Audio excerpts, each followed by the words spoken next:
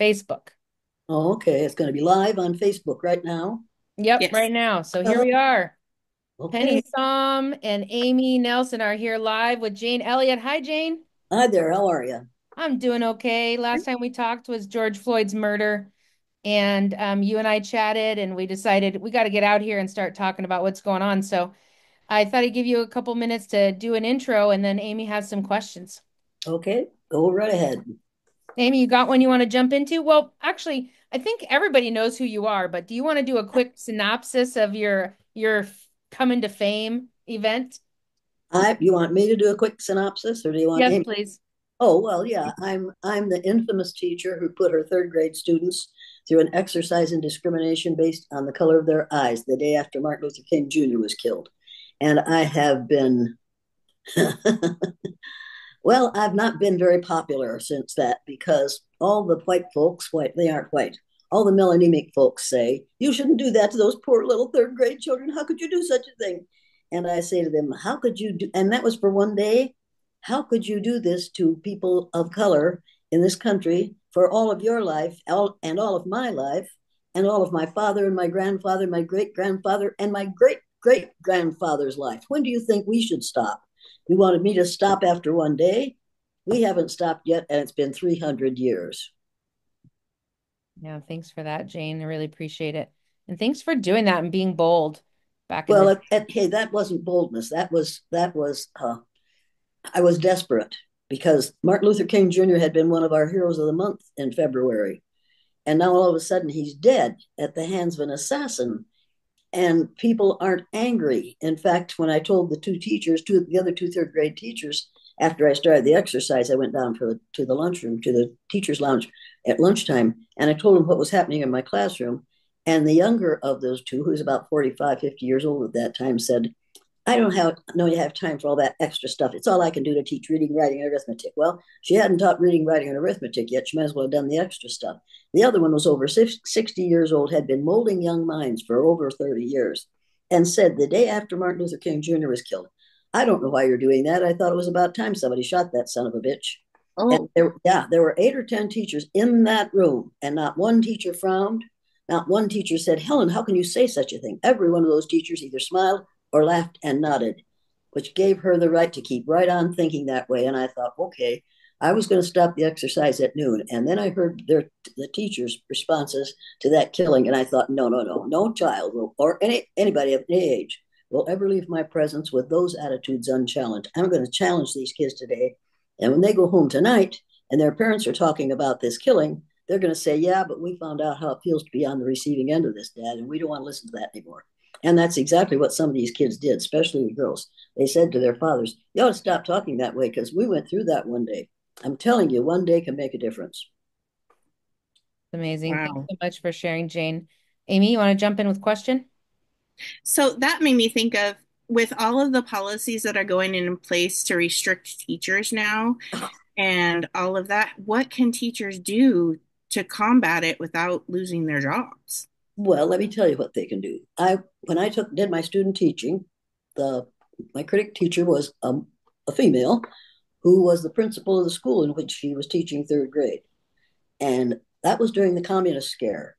And a father came in and said, I want to go through, he brought a couple of people with him. We want to go through all the books on the shelves in all these classrooms and find out why your kids are being taught communism.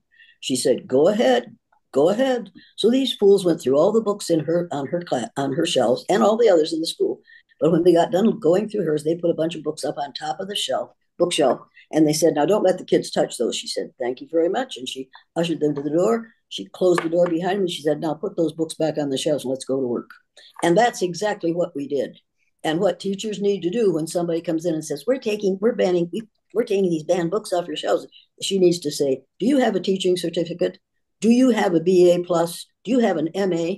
Are you qualified to decide? Do you have a library of science degree? Because if you don't have any of those, you don't have the right to tell me what to teach these kids. Now you take your banning and take it somewhere else, but don't come to my classroom, and tell me what to do when I have been trained to do this very job. And one of those jobs is to educate children into what they can read and what will be good for them to read. And it may not be what you want them to read.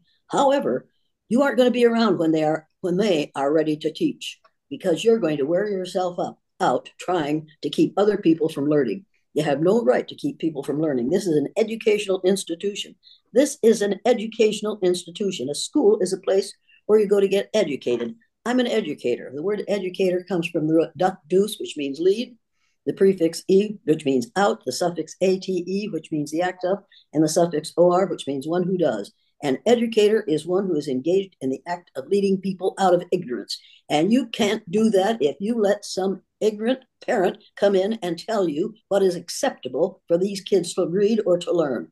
Can't do it. Well, these teachers need to get together and say, we're going to fight this thing, because these parents and these outside people have no business coming in here and telling us teachers how to teach.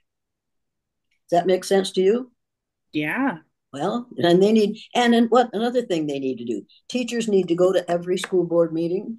And when somebody goes off the Board of Education, then they need to see to it that the people that get on that Board of Education are people they would vote for. And educators are able to vote, and that's what they ought to do.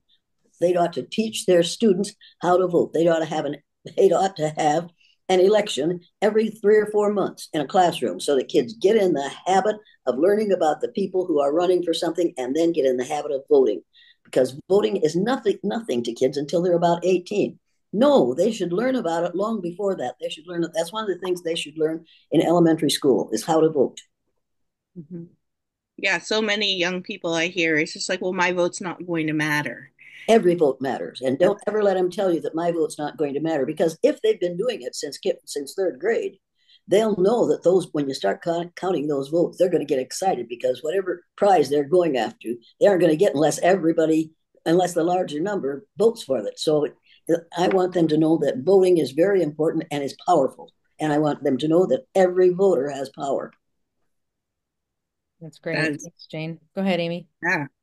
Um, so what do you think are the top three things that specifically white people can do in our current status to help the, everybody, basically? The first thing they can do is give up the word white. I'm not white. I'll show you something, and you aren't either. This is white. Can you Mm, see the difference between my face and this paper? yes. Well, then you know I'm not white, and I'm not going to allow people to call me white, and I refuse. I have a hard time doing it because it's a habit. I don't call people black anymore, because there are no black people. People do not come in black and white, and they don't come in red and yellow. They come in shades of brown, and it's time for us to start calling people shades of brown instead of red and black and white. Several young women called me about 3 months ago and said, and from now on, when we have to fill in a form and it asks for our race, we're going to put human. I said, good idea. What are you going to put if it asks for your skin color? One of them said, I'm going to put mocha. The other one said, I'm going to put chocolate. I said, that's good. Those are skin colors. Those are shades of brown. Now, if you tell your kids, we're not going to use black and white for skin colors in this classroom, because none of you are black and none of you are white. We're going to use shades of brown. And then you take them to the thesaurus. And if you're lucky and you get the big thesaurus, you'll find about 180 synonyms for brown in the big thesaurus. I think there are only 80 in the smaller one. There are only about 40 synonyms for white and about that many for black. But for brown, there are a whole lot more, because we are all shades of brown. And every kid can find a color that matches his skin color. And all you have to do is have you seen the Pantone skin tone scale? Have you seen that? It, Yes. yeah, well, you can take that to school and fan it out on the table and say, now all you kids come up here and put your palm on this thing until you find a color of these things and matches the color on the back of your hand. And then we'll look that color up and see what it is in the dictionary. And then we'll go to the thesaurus and look for all the different shades of brown. We'll find the one that we think matches your hand. Then we'll look that in the dictionary and find out what the color is. And then you can call yourself that color from now on. We are not going to call you white and black, because there are no white children in this room and there are no black children in this room. And now I know some of your parents are going to be angry when you tell them this. So you have my permission to tell them or not to tell them. But they're going to be angry, particularly if they're white people or think they're white, and that has been their self-image for as long as they live. And if they call themselves black, they're going to be interested in. They're going to be angry because they're going to say, "I'm taking your identity away from you." People, if you look up black in the dictionary, you'll find that it means savage and evil. And if you look up white, you'll find that it means pure and good. So, of course, we want to be white. We have damned people for being black until the last 60 years, and all of a sudden we're finding out we're going to depend on those people. And we have been depending on those people without even realizing it for the last 30 years. It's time for us to come up with a better way of describing people than white and black. Neither of you is white. You don't look white to me, and you don't look black to me, but you do look shades of brown.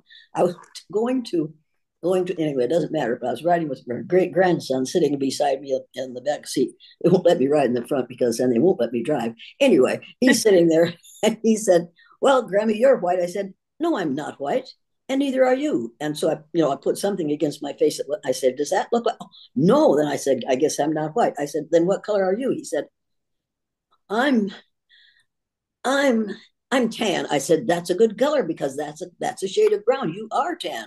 From now on, if anybody asks you what your color is, you say, 'I'm tan,' because that's what you are." He's part Hispanic, but he's tan. Now he's going to get more tan as he gets older. He's never going to get black, and he's never going to get white. And he has a right to say, "I don't belong to white, I don't belong to black," but all of us belong to tan and colors like that.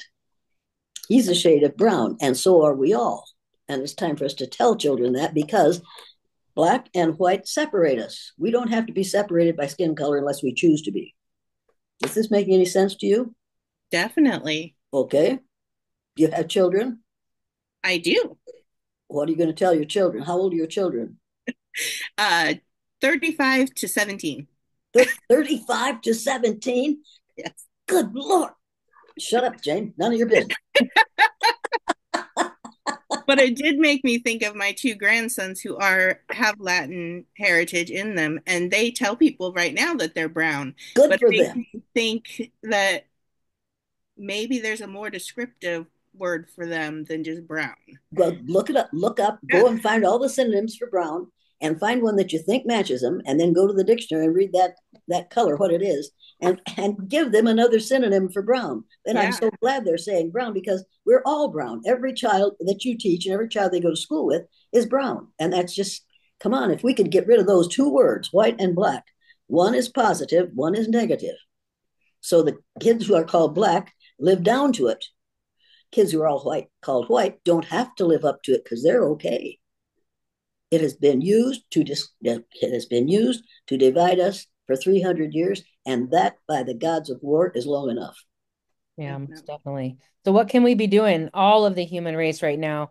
We talked when George Floyd was murdered and there was civil unrest and change was happening and people were moving and things were going on. But now like you said, we've gone backwards. So what tips do you have for folks to be resisting and making a difference right now when it feels really hard? Join a group, make a group. If they don't have a group, form a group, put a group together that are determined to go out in the street and put a stop to this, because just talking about it doesn't work. Right now, there are thousands, literally thousands and thousands of people in the streets marching against this orange man that we've got in the White House, whose problem is, well, he has too many problems. We won't discuss that. However, numbers count. Your grandkids, your brothers and sisters, your friends, your relatives need to see you out there in the street protesting this nonsense. And when people use words that are obviously racist, you have to have a list of them in your pocket. You whip it out and you say, "That word is on this list. And what you just said is a racist statement. I'm not going to put up with that." To have the same thing for sexist statements. All you have to do is go to any good book about this kind of thing, and those words are listed there, and you write them down. And when you hear those words come out of somebody's mouth, you say, "Excuse me, but did you just say?" And if they, "Well, what's wrong with that? Who are you, an N-word lover?" And you say, "Yeah, I am. That's exactly what I am. And you need to know that I'd rather be an N-word lover than an N-word hater any day. And I am, because I am an N-word lover, I'm not going to allow you to make racist statements in my presence, nor sexist statements, nor ageist statements, nor anti- Jewish statements because it's unnecessary. We have enough words in our vocabulary that we do not have to use vicious, hateful words. And if you want to use vicious, hateful words, you can use some that aren't that are not sexist or racist or ageist or homophobic or any of those things. There are other words that are ugly that have nothing to do with your size, your shape, your gender, or your general or your sexual orientation. There are better ways to live. Words are the most powerful weapon devised by humankind. We use words to destroy people all day, every day. We can also use words to help people to grow all day, every day. And if we take these ugly words out of their vocabularies, all of a sudden they find out that there's another way to talk. And that's what we have to do. That's called education. That's called leading people out of ignorance. And using vicious words and using sexist, hateful words, racist words, ageist words, all those words, those are unnecessary. There are other words to use and they better use them. Thanks. Did I do any? That's good. No, you did good. Amy, Yeah. what's your next question? So, talking about facing those people that choose to follow the orange man, um, so you've given us a lot of really good words right there as to when they're behaving that way. But knowing that it's they're not really going to be listening to what we're saying, how do you respond? You respond in a way that they can't not listen. And how's You that? respond in, hey, here's the way you do that. You know the listening skills? Good listeners have quiet hands, feet, and mouths. Good listeners keep their eyes on the person who's speaking. Good listeners listen from the beginning to the very end. Good listeners decide to learn something. If somebody makes some ugly remark in your presence, you need to say to yourself, now I've got to practice my listening skills. Look him in the eye and say, exactly what did you mean by what you just said? And could you define that for me, please? And if your definition is ugly and hateful, then I guess that's what you meant by using that word. And that particular word is ugly and hateful. And those of us who realize that are going to think that perhaps everything else that you have to say might be ugly and hateful too. It will be difficult for us to listen to you if the things that you are saying are things that are, in fact, representative of hate and ugliness. Now, it's up to you whether you want to be around us or not. Make no mistake about this. I'm sure you're a perfectly lovely person. However, the way you're talking right now tells me that I wouldn't want my kids to be around you, and wouldn't want you to come into my classroom as a visitor or a resource person. So why in the world would I spend time with you? And if you're already angry at me just because I'm correcting your language, I'm sure you don't want to spend time with me. I mean, it'll take you a while, but then he'll never come near you again. And you'll have to say to yourself, that's one, because that's an accomplishment, because that has told him there's one person that that is not going to put up with this kind of behavior. If you intend to give off this aura, take your aura someplace else. As long as we'll tolerate it, they'll keep on doing it. But of course, you have to be careful because right now, I probably am the most unwanted person in the place in which I was born and raised, because everybody knows you can't make racist, sexist, ageist, homophobic remarks around Jane Elliott because she'll stop you.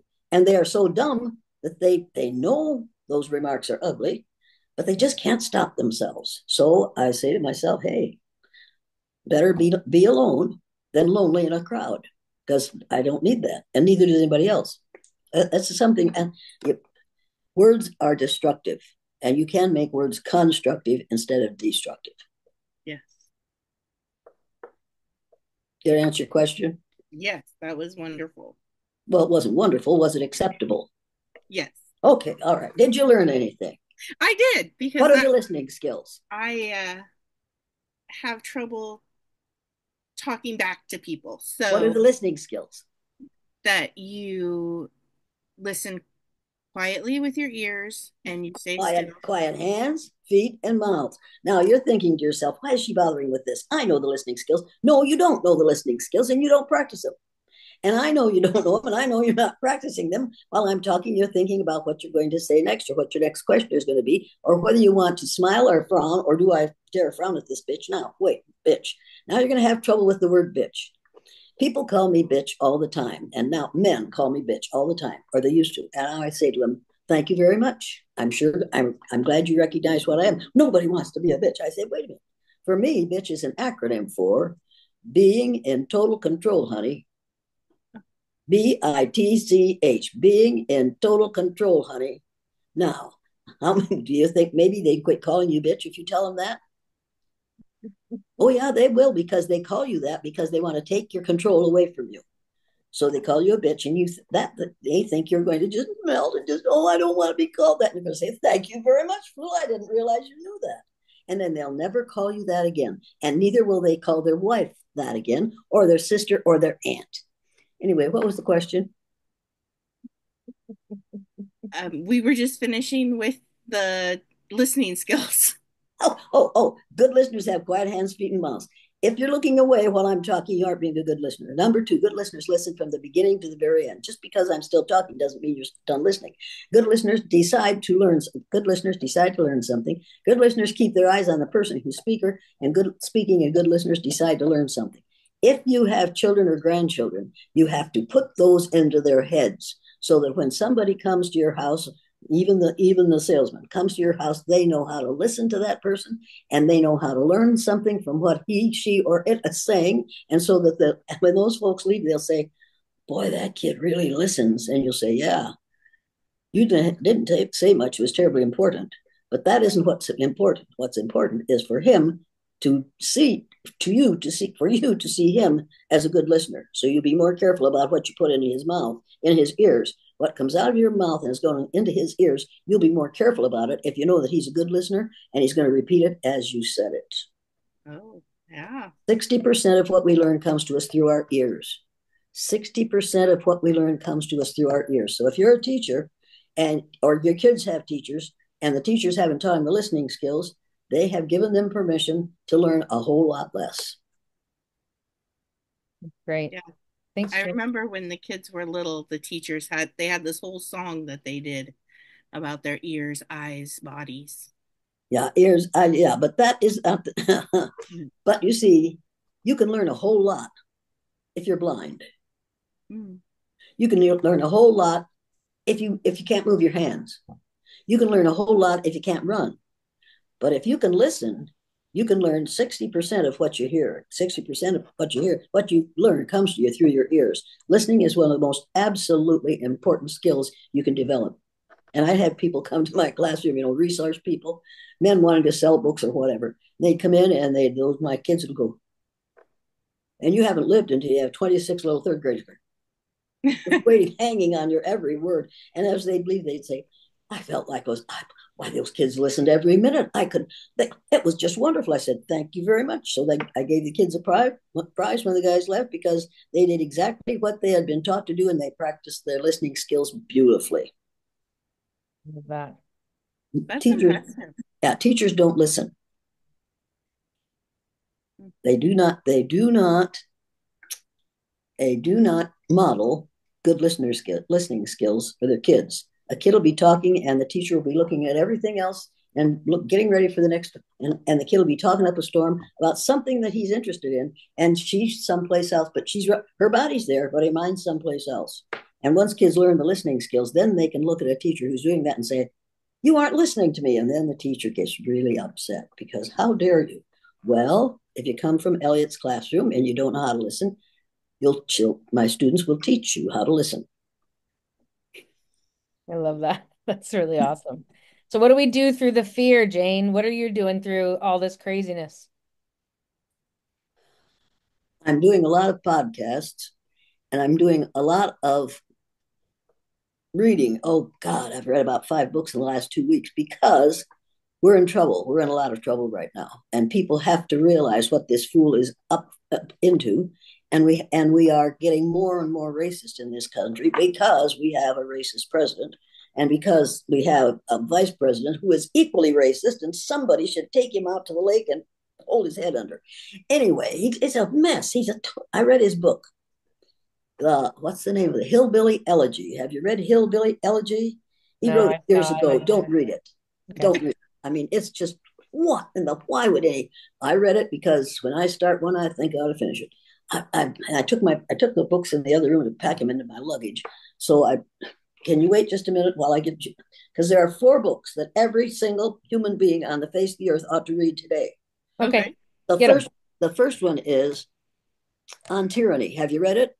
Oh, I just got it. Oh, read it. You're going to get more education out of that book that isn't that wonderful. Timothy Snyder. And after you finish that one, read his On Freedom.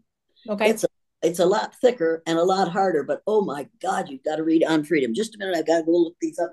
But I've got to get them out of my bag. I'm all packed to go. I'm coming. Stay with What us. was Jane's that going to share the author's book. what was that author's name? Timothy Snyder. And I got this at Half Price Books. They had to order it for me,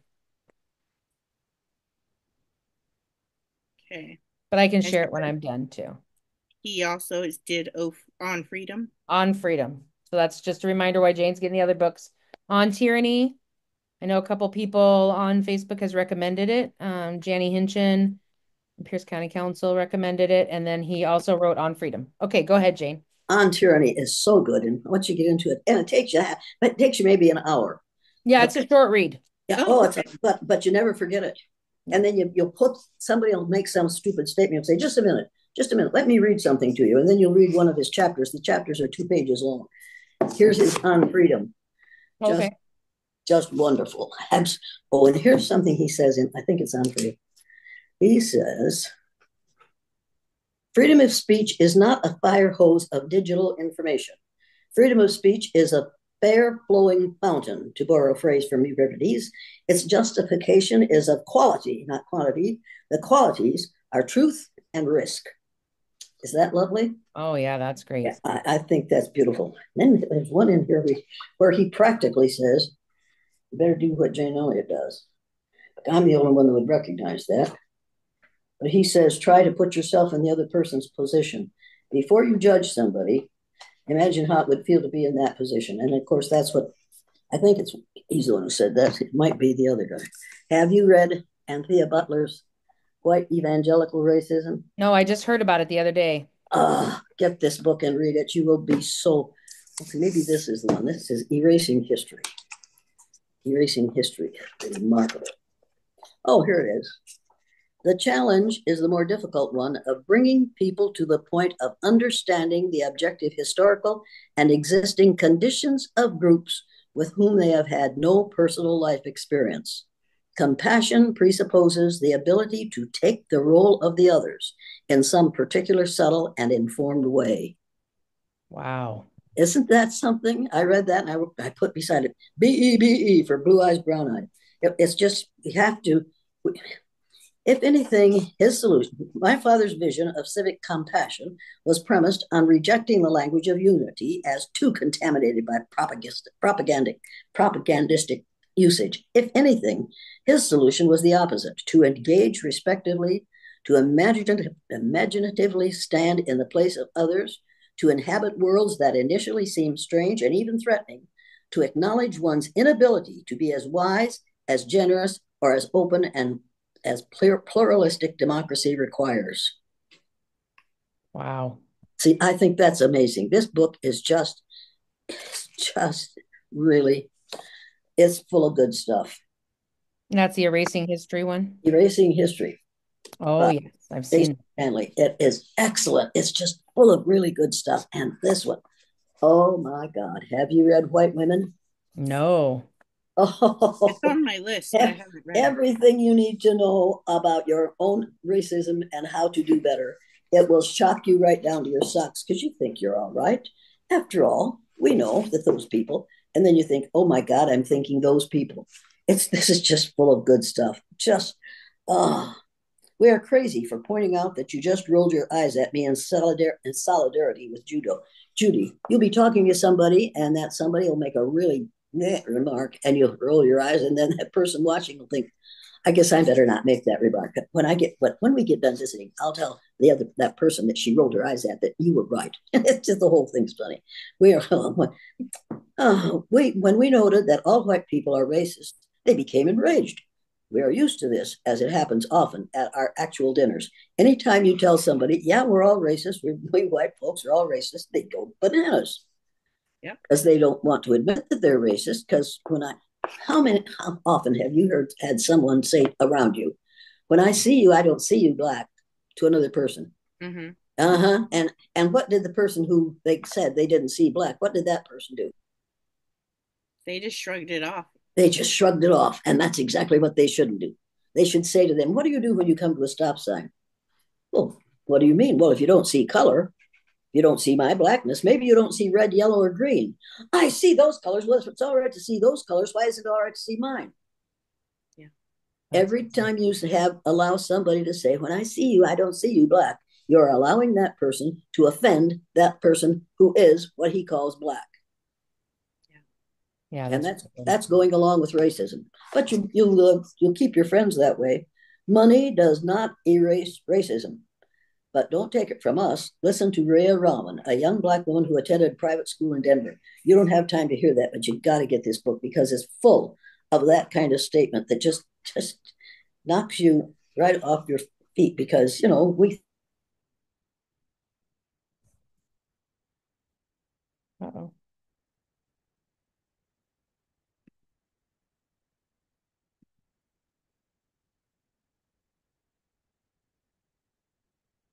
wanted to know. Okay, Yeah. Got him. Wow, we got him down. Thank you so much. Good stuff. now, it is good stuff. It's good stuff because if you're what we so-called white people, what we melanemic people have to do is educate ourselves. We're so busy educating those others to act the way we do that we forget that we are those others. We all came from a country in Africa. Every one of us, if we trace our DNA back far enough, would find that our ancestors came from a country in Africa. And if they didn't, you must have come from another planet. Yeah. And kids in school need to know that, and your kids and your grandkids need to know that. Look, don't call somebody black because they aren't black. They're shades of brown, and they came from the same continent that you and I did, and that was a country on the continent of Africa. Yeah. Now, you aren't going to win friends and influence people that way, but at least your kids are going to be careful about what they say around you. And they may when they go to school, and your grandchildren may when they go to school, and somebody says, well, he's black, say, huh? That doesn't look black to me. He looks kind of toast. Do you burn all your toast? Can't you take it out of the toaster before you burn it? Come on, fool. There's a way to do this that will make it sound so ridiculous that it's stupid to call people black anymore because it is stupid. You're no matter how dark you get, you are not going to be the color of the back of this telephone. Yeah. Not going to happen. You can lie out in the sun until hell freezes over, and you and I can skate across the pond. You still aren't going to be black, and neither is anybody else. Okay, anything else I can ruin you for? Yeah, Amy, what do you got next? Um, so you have been doing this for a very long time. Only 50 yet, 55 years. That's not very long. What do you do when it gets overwhelming? How do you take care of you? I try not to look at the picture of my husband who died 12 years ago. And I get outside just as fast as I can. And I walk down the street just as fast as I can. I can't walk as fast as I used to. But I have to get out of the house so I don't explode. Mm-hmm. Because when I listen to somebody, anybody, anywhere, discussing T-Rump in a positive manner, that's blatant racism as far as I'm concerned. Mm-hmm. Racism and sexism and homophobia and ethnocentrism all wrapped up in one rotten little man. Right. And so I watch the news because I think it's absolutely essential that we know what's going on. But after a few hours of watching news here and there, doing this stuff that I have to do in the house, then I get outside so that it can wipe off, it'll go off me, it'll evaporate. But it's just what we're living through right now is what I lived through, what my dad lived through from 1933 until 1945. I was born in 1933. And so from 1933 until 1945, I listened to my father just ranting about what Adolf Hitler was doing. in Germany and all over the country and wanted to do it all over the world. My father was furious for 12 years. And here I am, 91. I'm as angry as my father was, and I'm angry at the same thing. Donald Trump has in his bedside table in a locked drawer the book A New World Order, which contains the writings of Adolf Hitler. And he has had that ever since he was a young man. And he's 78 years old, so he has had at least 62, 63 years of rereading Adolf Hitler's writings because he wasn't alive during the Second World War. He doesn't know what Adolf Hitler was really all about. All he knows is what he read in Adolf Hitler's book. And this isn't Mein Kampf. This is another one that he wrote. Everybody needs to see if they can get a copy of it and read it.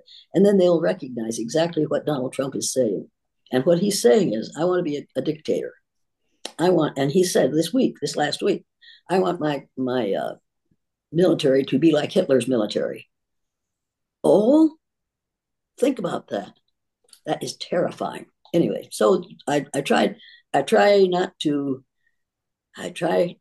take him for real, but he is for real. And if you didn't believe it, look at what we are now, where we are now with tariffs. Yeah. And everybody said he wouldn't do that. If he says he'll do it, he'll do it. Yeah, that's really, really good. Yeah.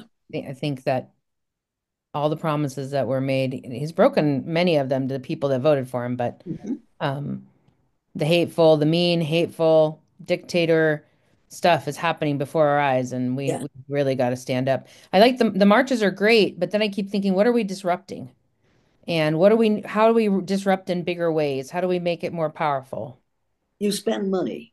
You support causes that will make a difference. I hate to spend. I try not to spend money at all these places. But if I did, I wouldn't have anything left. But I'm concerned. You've got to do something about Social Security.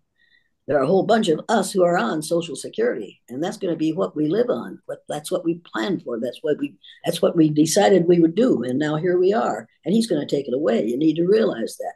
You need to teach your children and your grandchildren and your neighbors' children and your nieces and nephews how dangerous this is and how what they can do to put a stop to it. They should be the kinds of kids who go out and riot with, not riot, but protest with everybody else. Teach these kids to protest, but teach them the right things to protest because numbers make a difference.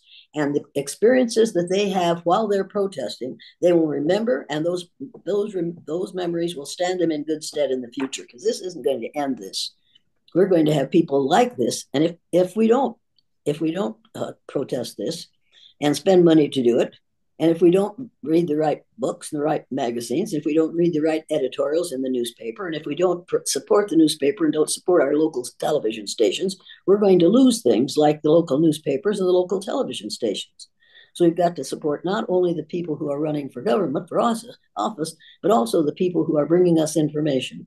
And we've got to turn off Fox News. No, it's Fox News. I'm Fox News. I know that.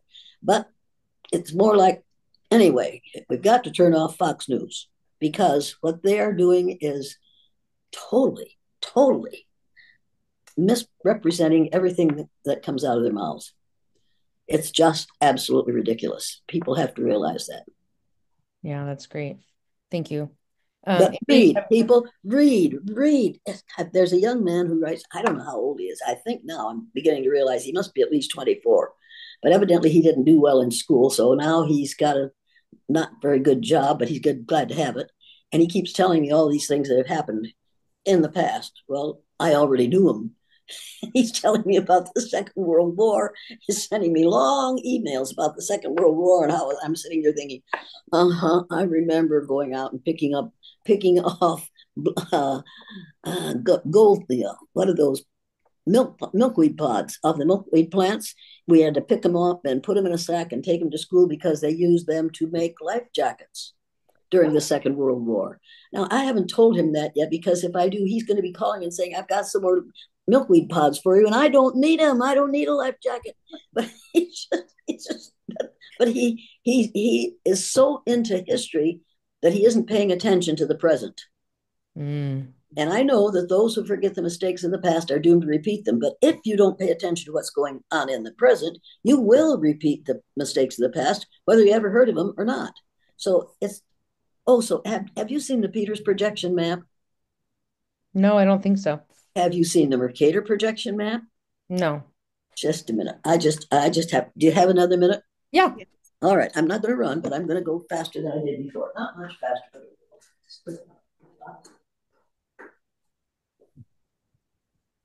Jane is getting the Peters projection map to share with us. Stay with us. Good stuff. Filling us up with good information. Look at all those books. I know. So many. And we'll afterwards in the comments, we'll put the books that Jane recommended too, so that folks know what they were. I know. Good thing I'm going to the bookstore next tomorrow. Hope you got your extra cash. Yeah. All right. In your mind of what the Mercator projection map looks like. See Okay. Greenland hanging down in the middle of that map like a great big ripe plum. Get it in your mind because I don't have it in my hand. Okay. Got Get it. it, yeah, okay. You got Greenland's hanging down there in the middle of the map. It's huge. The Okay. map was made, Mercator was commissioned by the Pope to make a map that showed the spread of Christianity. So the equator on the Mercator projection map is 2/3 of the way down the map. So the equator does not divide the map into two equal parts. The northern half isn't half, it's almost 2/3. Yeah. So here comes a man named Peters. What's his name? Doesn't wait. Anyway, here's a man who has made the Peters projection map. Now, can you see this? Yep, right there. See there? That's all Greenland is. Look Yeah. at the size of South America. Look at the size of Africa. Is that right? This South America. This is Africa. I'm looking at Yeah. it back. Look at the size, and look at the size, and look at poor little Greenland, and look at the size of the United States, and look at the size of Canada. On the Mercator map, Canada takes up this much of the map. Yeah. This is an equal area map, and every school should have this hanging on the wall instead of the Peters projection map. If you read the legend at the bottom of the Mercator map, it says South America is actually 9 times larger than Greenland. But on the map, Greenland is larger than South America. Yeah. On the Mercator map. On this one, Greenland is a lot smaller than South America. Maps are important. They tell us how to see the world.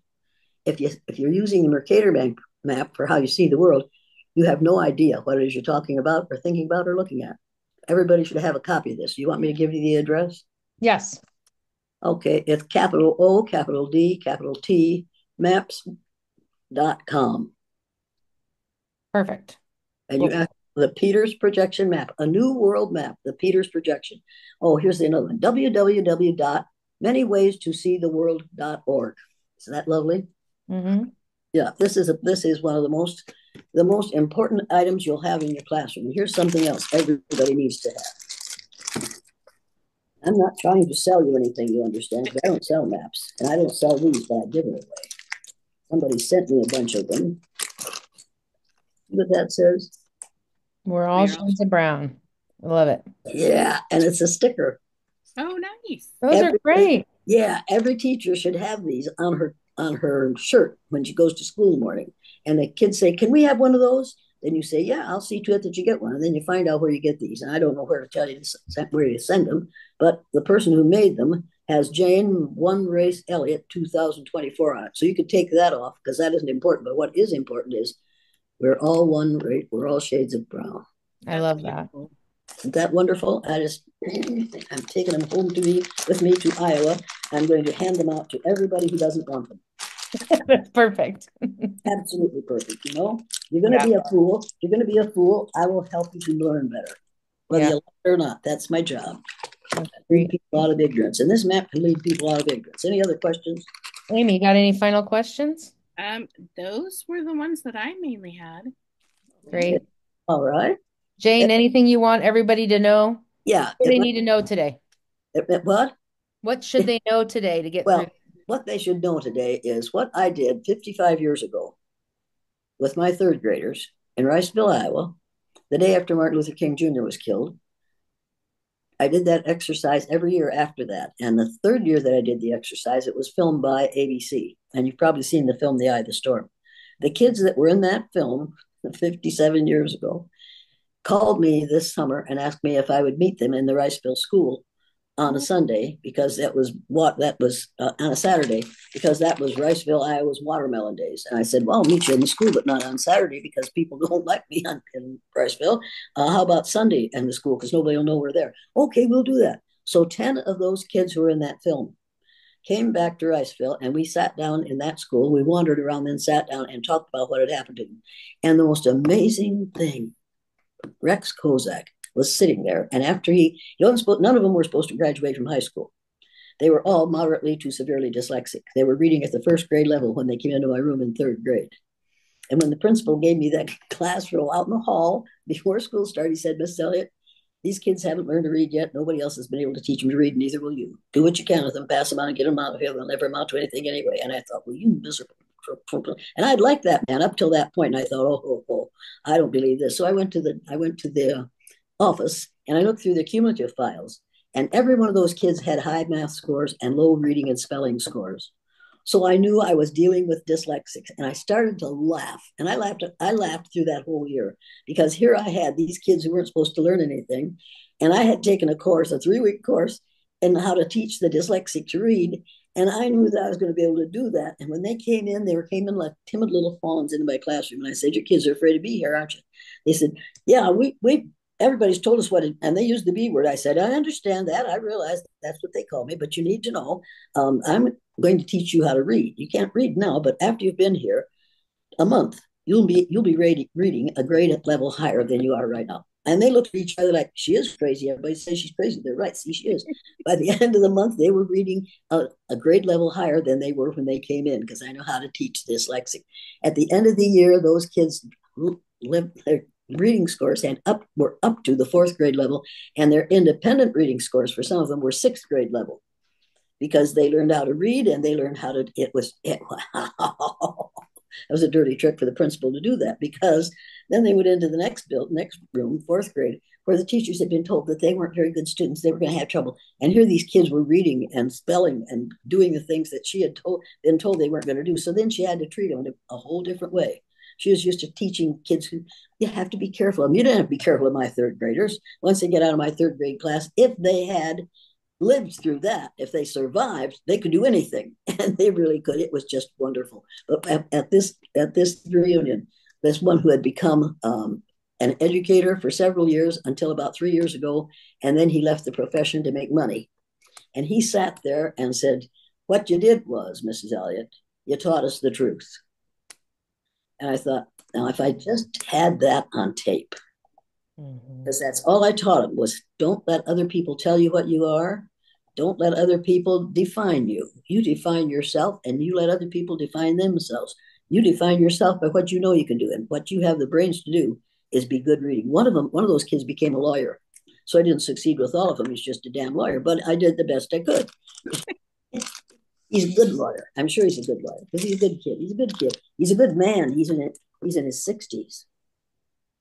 I stood there and I looked at these people and I thought, my God, these people are old. And then I remembered, hey, Elliot, you're 91. So tell people the truth. And then when they come back 55 years later, they'll say to you, you told us the truth. Nobody will ever say that to Donosaurus T. Rump because he doesn't know the difference anymore. He really, really doesn't. He has lied so often that he doesn't know the difference between truth and fiction. Yeah, that's really great. So Jane, what's next for you? You got a lot of work to do. A lot of people want you. Oh, nobody wants me. They want me to stay out of town. But I gave a speech to a group of firefighters in St. Paul, Minnesota. I think it was 30 years ago. It must be close to that. And this last week, I got a call from somebody, and he said, "This is so and so." I said, "Okay. You don't remember me, do you?" "Well, tell me." "Well, you came and talked to the firefighters." I said, "Oh my God, were you at the firefighters in St. Paul?" He said, "Yeah, I was. I was one of those."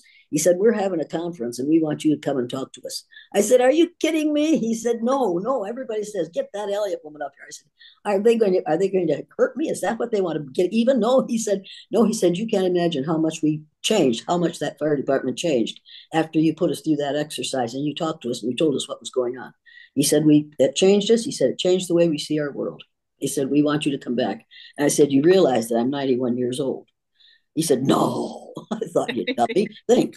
Now let's go back. We can figure this out. But he was just so, my daughter's going to drive me up to St. Paul after I get back to Osage, and I'm going to go and talk to those firefighters. I'm going to tell them something they really don't want to know, because I'm going to tell them none of you are white and none of you are black. And before I say that, I'm going to say, well, every person in this room who considers himself or herself, yourself, if you are a person in this room and you consider yourself a white person, stand. And they'll leap up. I'll say, stay right there. Now, all those who can think of yourselves as black. Now, all of those who think of yourselves as red, yellow, brown, and they'll all be standing. And I'll say, now, all of those who consider themselves members of the brown group, sit down. They'll stand there and wait and look. And I'll say, I said, if you're brown, sit down. We're not brown. We're black and black. You're all brown, fool, because you all came from Africa, or continent of Africa, and you're all shades of brown. Why do you know? How do I know? Let me show you. And I'm going to whip out that Pantone skin tone thing. I'm going to say, every one of you can find your skin color on here, and there isn't a white one, and there isn't a black one. Now, what are you going to do? Jeez, Elliot. Yeah. You call me Jesus if you want to, but I'd rather be called me Mary, because Jesus wasn't a woman. But you wouldn't have Jesus if it hadn't been for a woman. You understand that. Oh, Elliot, now don't do that. It's going to be interesting, because these firemen are quite certain that they know it all. Mm. They're probably all tall, and probably many of them are pale, and many of them are probably strong, because you have to be a fireman. You have to be able to maneuver and to lift things and to do it. So they're probably real manly. And then here's this little old woman going to come in and say, you're not white, and you're not black, and you're not red, and you're not yellow, but I'll let you be a man if you can act like one. But they won't be able to, because pretty soon, by the time I'm done with the first 3 minutes, they've all been reduced to their child ego state. And all they want to do is argue with me. You can't be right. She can't be right. If she's right, I'm wrong. And I say, get used to it, Sonny. without, and I will tell them before I'm done with them, without what we call blacks, there would be no whites. Period. Without women, there would be no men. Period. Without Jews, there would be no Christians. Period. And they're all going to look at me like, I never thought of that. And that woman who was such a witch during the first time I talked to those firemen, I hope she's there. But I have a feeling that she's had a stroke or something in the meantime, because she was so angry about that exercise. She was so furious at everything I said that I thought, if I had a fire hose, I'd use it on you, fool. But I couldn't say that, because I don't know how to use a fire hose. And she was just a mean mouth. And I thought, but she could attack me, because after all, I was just another woman.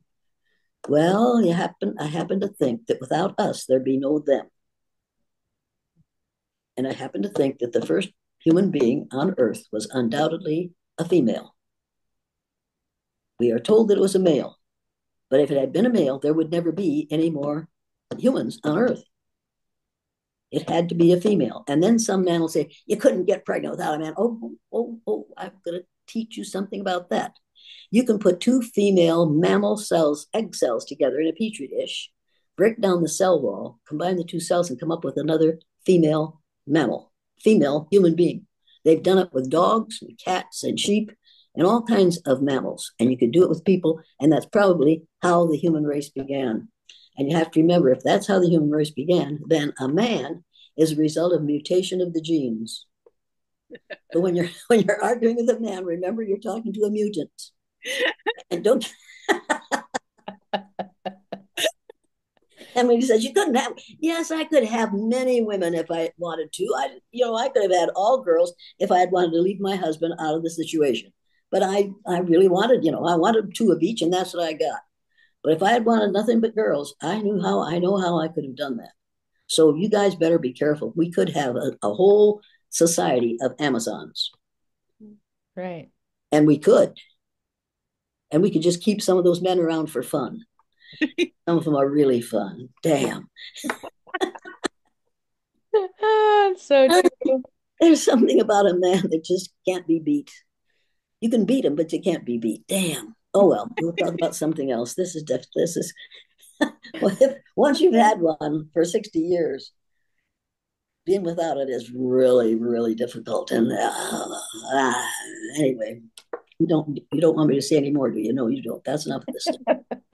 Well, Jane, it's always a pleasure. I just love chatting with you. Thank you for coming on with us as always. Well, did you learn anything? Always. I always learn from you. I have my notes. I've been filling Well, up. you didn't take notes on the last 5 minutes, did you? No, you're Good. good. I have my list for the bookstore tomorrow. And you didn't record those last 5 minutes, did you? Nope.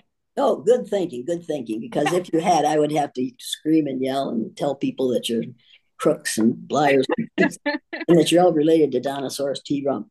Um, Definitely not that. but here's something you can tell other people. You don't have to tell them where you got it. Donald Trump has knocked the letter L out of the word Republican because of his fascination with the pubic area. That party is now the Republican Party. And if we start pronouncing it that way, when you're around people and they say Republican, you need to say, no, no, no, no, no. Donald Trump knocked the L out of that word. It's Republican. Remember, he has an obsession with the pubic area. He calls it the pussy, but it's the pubic area. And you need to remind people of that. And then when they say, you're being unfair, you say, wait a minute, wait a minute. You call him Dinosaurus T. Rump because he has a face that looks like a rump, a mouth that looks like an anal aperture. Now, you might have to explain anal and aperture to some of them, but some of them will understand that. And every time he opens it, he excretes excrement because he does. So you aren't saying he talks shit. You're just going to say he expresses excrement because he does. He is a dangerous little, and what he isn't entirely human. He has a lot of what in the one that was in northern part of the world before the rest of us got here. What were they? Begins with an N, doesn't it? They're orange. They have orange hair, and they're inclined to abdominal fat. You know who I'm talking about? Mm-mm. It was something man. Begins with N. What is it? Neanderthal? Neanderthal. That's what he is. Oh, okay. He's greatly Neanderthal. That's the reason he acts the way he does, because he's more Neanderthal than he is Homo sapien. And if you want to get a really good book to read Sapien.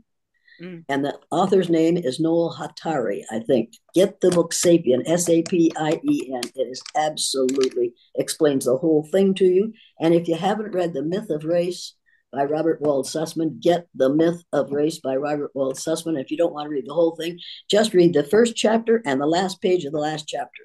And by the time you've done that, nobody will be able to convince you that there's more than one race, because there isn't. We're all the same one.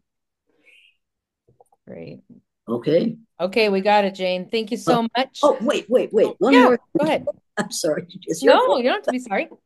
One more thing you have to do. Go to my website, jane@janeelliott.com, unless you have done this, and download the printed learning materials. Have you seen those? The first is a set of typical statements that white folks make that think they aren't Yeah. racist. I was just looking at that earlier today. Yeah, and the second is a commitments of the explanation, what you mean, what the person who hears you say those takes from it. The third one is commitments to combat racism. And the fourth page is a bibliography. And none of these books are on that bibliography. So Okay. you need to get all of these books and put them on your bibliography, and then read every book listed on that bibliography under the word racism. It's full of really, really good stuff. And it'll be even better once you put these four on it. Okay, we'll add them up. We'll add it to it and we'll download everything and we'll get it to people. Great. Send me a copy of it with all those added to it, and then I won't have to do it myself. You got it. We got you Not covered. that I'm lazy, you understand. It's just that, hey, I work for you. Now you work for me. Okay. There That's we right. go. This is a dual partnership. We got it. This is a triple. We aren't a partnership. It isn't dual, it's triplicate. Triplicate. Yep, that's It's a right. triplicate partner. I'll get there. I'll get around to it eventually. And Mary would be saying, Mom, you're too old for this. And I'd be saying, you know what this means, Mary? Evidently you don't. This is your brown finger. When you're trying to explain to a kid that there are five races, okay, let's give each of these fingers a race. The white race is the thumb because it's the smallest, and it doesn't cooperate with any of the others. The first finger is the black race. They've been trying to point us in the right direction for years. We refuse to go. The third finger, the tallest one, is the brown race. This is the tallest race. This represents all of us. The fourth finger is the yellow race. They don't exist. And the last one is the red race. They don't exist. The only one that exists is this. So when somebody gives you the finger in the future, tell your grandchildren, if somebody gives you the finger in the future, you say to them, you know about the brown race. You know about only one race, and we're all shades of brown. And then your kids will come home crying and say, you shouldn't have told us that. But maybe they'll come home saying, you know, the teacher said I was right about that. She's going to teach it to all the kids. Teach it to the teachers, because this is the thing that adolescent boys do to stop you. If they can't, I told you about bitch, right? Yeah. Yep. Okay, so if they're doing this and bitch, you tell them about bitch, and then you tell them about this, and it takes away all the power that's in this finger. That's perfect. Great ending, Jane. It gives Thank it a you. it gives it a positive power instead of a negative one, and that's what education should do for us. Okay. Absolutely. All right. Have we been talking long? Oh Lord, that's a long time. Thank you for calling. I'll Okay. see you again You bet. soon. We'll talk Thank soon. you. How See you you doing? later. That's how you do. Right, Hey, kind you of. got it. All right. There you Okay. go. All All right. right. You have my heart. Take my heart with you. Okay. You too. All Have a right. good trip. See you later. Calling. Oh, I'm going to have a good trip. Where are you? We are in the Seattle area, just south of Oh, Seattle. Where are are you at right now? You're heading home? you lucky? My son used to live in Snohomish. Oh, it's beautiful there. Yes, he had a house. We bought a house. We bought a house in Snohomish, and he lived in it. And I absolutely love that area. Oh my, aren't you lucky? We are very You lucky. really are. You really are. That's Yeah. excellent. That's wonderful. Well, have a good time in Seattle. You lucky people. Washington State is Come on. visit whenever you want. Oh, that's a long way to go. But and if my son were still there, I'd be on the road. Right, I'd be out there packing my car, because oh Lord, my husband and I both just love coming to Seattle, through Seattle to Snohomish. It was Yeah, uh, gorgeous. that's even closer to heaven than Iowa is. In the spring and the fall, Iowa's heaven, but Seattle is heaven. I mean, Washington State, someplace in Washington State is heaven year round. Mhm. It's true. We are It very never, lucky. yeah, it never gets as cold as it does in Iowa. Never gets as hot as it does in Iowa. It's just as close to heaven as you're going to get on this earth. Yeah. That's perfect. Don't tell Donald Trump about it though. No, we won't. He'll move. No, he'll move. No, he'll buy it and bring it back to us. Yes, agreed. He's going to buy. Can you imagine buying? He's going to turn Canada into a state of the United States. Did you ever hear of anything quite so ignorant? Never, never. Does he think that Canadians really want to be people who are members of the country, the citizens of the United States? No.